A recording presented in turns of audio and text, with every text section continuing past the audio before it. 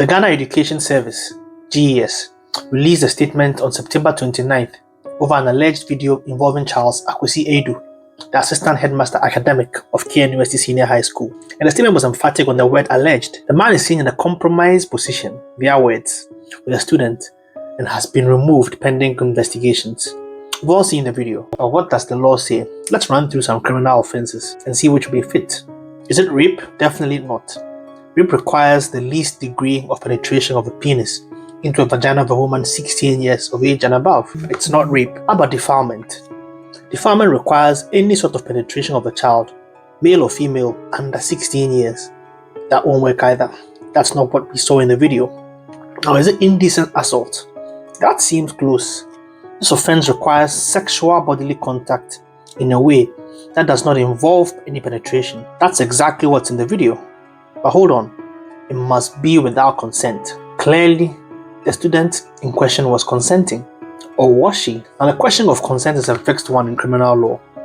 Generally, if a person allows you, gives you the consent to do something, it's perfectly lawful. But the law imposes some limits on consent.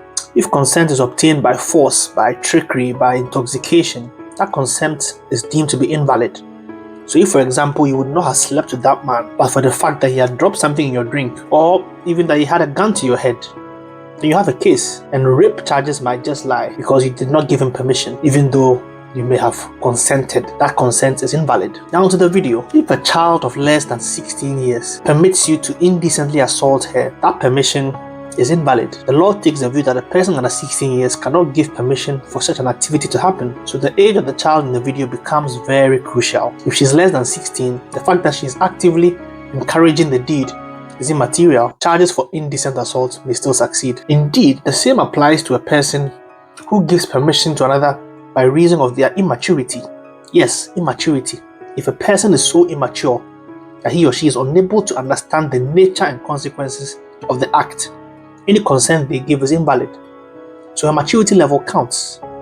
It's a subjective idea. Maturity is not a question of age, but more a question of emotional and cognitive capacity. If she is 16 years and above, but on the facts she is deemed to be immature, then she cannot have given consent.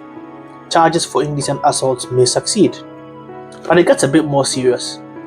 If a person allows you to indecently assault them, and the only reason you were allowed to do so was because of your position of authority, then that consent is potentially invalid, irrespective of your age, especially where you are not exercising that authority in good faith.